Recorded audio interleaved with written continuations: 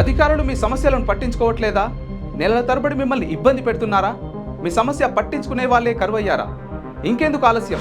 ఇప్పుడే రాష్ట్రంలో ఏ మూల నుంచైనా ఎక్కడి నుంచైనా డిస్క్రిప్షన్లో ఉన్న ఆన్లైన్ గూగుల్ ఫామ్ ద్వారా మీ సమస్యను మాకు తెలియజేయండి.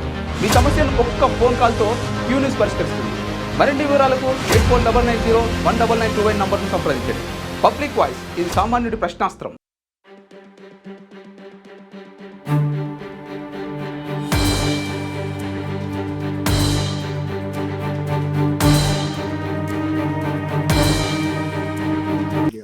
పంచాలి అర్హులైన పేదలకు కట్టిన డబుల్ బెడ్రూమ్ ఇళ్లను స్పందించాలి ప్రభుత్వం, స్పందించాలి ప్రభుత్వం. పంచాలి అర్హులైన పేదలకు డబుల్ బెడ్రూమ్ ఇల్లు, పంచాలి అర్హులైన పేదలకు డబుల్ బెడ్రూమ్ ఇల్లు, పంచాలి తక్షణమే కట్టిన డబుల్ బెడ్రూమ్ ఇళ్లను, పంచాలి తక్షణమే కట్టిన డబుల్ బెడ్రూమ్ ఇళ్లను గుర్తించాలి అర్హులైన పేదలను, గుర్తించాలి అర్హులైన పేదలను. పేదల్ని గుర్తించి ఈ డబుల్ బెడ్రూమ్లు పంచాలని ఇక్కడ ధర్నా చేయడం జరిగింది. గత ప్రభుత్వం కట్టిన 12 సంవత్సరాల కింద ఈ డబుల్ బెడ్రూమ్లు నిర్మాణం జరిగింది. గత ప్రభుత్వం కూడా ఈ అర్హులను గుర్తించి ఈ పేదలకు ఇండ్లు పంచలేదు. టోటల్గా ఇక్కడ 240 ఇండ్లు నిర్మాణం చేయబడింది. నిర్మాణం చేసి ఆ బీఆర్ఎస్ ప్రభుత్వం పంచలేక ఆ ప్రభుత్వం వెళ్ళిపోయింది. ఆ తర్వాత కాంగ్రెస్ ప్రభుత్వం ముఖ్యమంత్రి రేవంత్ రెడ్డి గారు ఎన్నికల ముందు మేనిఫెస్టోలో ఖచ్చితంగా అర్హులకు మేము ఇందిరమ్మ ఇండ్లు ఇస్తాము, ఇందిరమ్మ రాజ్యంలో ప్రజాపాలన చేస్తామని ఆయన మేనిఫెస్టోలో రాసుకొని చెప్పారు, వేదికల మీద చెప్పారు. అదే మేము అమలు చేయమంటా ఉన్నాం. ఎక్కడో లేని ఇందిరమ్మ ఇండ్లను గ్రామాలల్లో ఇందిరమ్మ ఇండ్లు అని సెలక్షన్ కోసం తిరుగుతూ ఉన్నారు. ఇక్కడ నిర్మించి 240 ఇండ్లు ఈ తొర్రూరు ప్రాంతంలో ఉన్నాయి.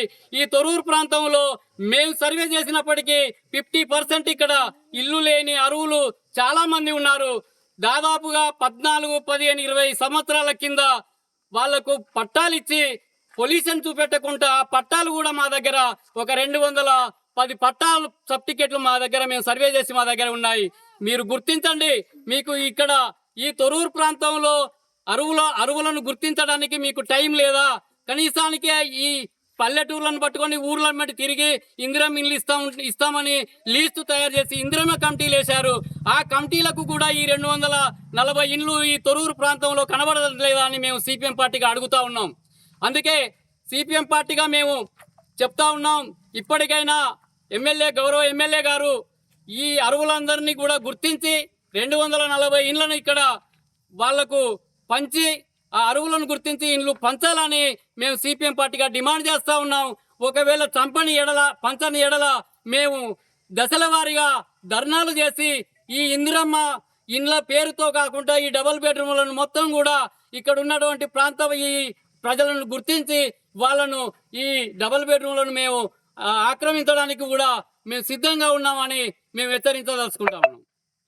చెరువు కట్ట సైడ్ కిరాయికి ఉంటున్నాం. గత 20 సంవత్సరాల నుంచి మేము కిరాయిలకు ఉంటున్నాం. మాకు ఇండ్లు లేక ఇబ్బందులు పడుతున్నాం. పట్టాలు ఇస్తామని కూడా అప్పుడు డబ్బులు తీసుకున్నారు. ఆ పట్టాల కోసం కూడా మేము ధర్నాలు చేసినాం.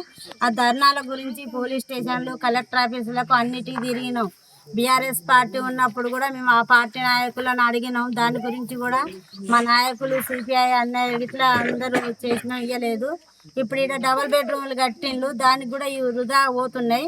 ఇలా ఉంటందుకు కూడా మాకు అవకాశానికి ఇవ్వడానికైనా మేము కోరుతున్నాం. ఇప్పుడు కిరాయిలకు కట్టుకొని ఉంటాను, కిరాయిలు కట్టే ఇబ్బందులు అవుతున్నాయి.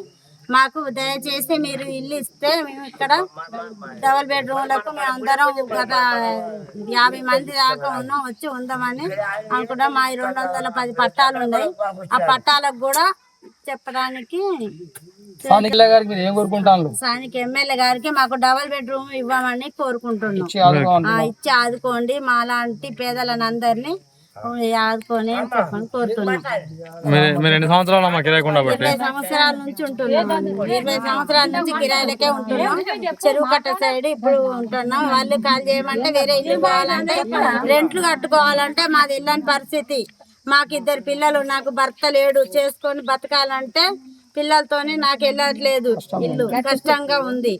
అందుకనే దయచేసి ఎమ్మెల్యే గారిని కలెక్టర్ రేవంత్ రెడ్డి అన్న సార్ గారిని మేము కోరుకుంటున్నాం. మాకు అర్హులైన వాళ్ళకి ఇండ్లు ఇవ్వండి, కాకుంటే మీరు ఎంక్వైరీ చేసుకొని ఇవ్వండి, ఉన్న వాళ్ళకి ఇవ్వకుండా లేని వాళ్ళను మీరు గుర్తుంచుకోండి అని కోరుతాను. తొర్రూరు మండల కమిటీ ఆధ్వర్యంలో అర్హులైన పేదలకు కట్టిన ఇళ్లలో భాగంగా గోపాలగిరి క్రాస్ రోడ్లో నిర్మించబడిన ఇళ్లను అర్హులైన పేదలను గుర్తించి వాటిని పంపిణీ చేయాలని ఈ ప్రభుత్వాన్ని కోరుతా ఉన్నాం. లేని ఎడల అనేక రకమైన వర్గాలను కూడగట్టి తరగతులను విభజించి అదేవిధంగా దశల వారి పోరాటాలు నిర్వహిస్తాం. మరి ఈ ప్రభుత్వం ఇందిరమ్మ ఇల్లు కడతామని ప్రజల్లో ఒక ఆశ రేకెత్తించి వారి యొక్క కాంగ్రెస్ పార్టీ అనుకూలకే ఈ లిస్టులు తయారు చేయడం, గ్రామాల్లో ఒక అలజడి సృష్టించి గ్రామ పంచాయతీ ఎన్నికల్లో తమ ఓట్లు దండుకోవడానికి ప్రయత్నం చేస్తున్నట్టుగా మేము భావిస్తున్నాం. ఓ ప్రభుత్వమా, గత టీఆర్ఎస్ ప్రభుత్వం నిర్మించినటువంటి ఇల్లు కనిపించడం లేదా? ఒకవేళ కనిపిస్తే ఆ ప్రభుత్వం కట్టిన ఇళ్లను మీరు ఎందుకు పంచాలనే ఉద్దేశంతో మీరు ఇళ్లను పంచడం లేదా? దానికి మీరు జవాబు చెప్పవలసిన అవసరం ఎంతైనా ఉంది. ఎందుకంటే ఆ ప్రభుత్వంలో నిర్మించిన మిషన్ భగీరథ కానీ ఎమ్మెల్యే క్యాంపుల్లో కానీ మీరు వివరించవచ్చు, కానీ ఈ డబుల్ బెడ్రూమ్ పంచడం మరి బ్రియాస్ ప్రభుత్వానికే చెందుతుందని మీరు అక్కస్తో ఈ పంచడం లేదా? దీనికి కూడా జవాబు అవసరం ఉంది. దయచేసి ఇప్పటికైనా ఇందిరమ్మ ఇళ్ల నిర్మాణంలో మీరు ఏ విధంగా అయితే తీసుకుంటున్నారో ఈ కఠిన డబుల్ బెడ్రూమ్ కూడా అదే విధంగా ప్రభుత్వ అధికారులు గుర్తించి అర్హులైన పేదలను గుర్తించి ఇళ్లను ఇవ్వాల్సిందిగా కోరుచున్నాం.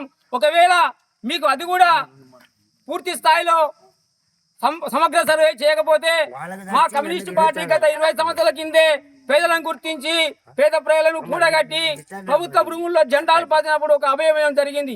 మేము తొర్రూరు పట్టణ ప్రాంతంలో ఇల్లు నిర్మించి పేదలకు పంచుతామని గత ప్రభుత్వాలు చెప్పడం జరిగింది. ఈ ప్రభుత్వం కూడా చెప్పుకుంటూ వస్తుంది.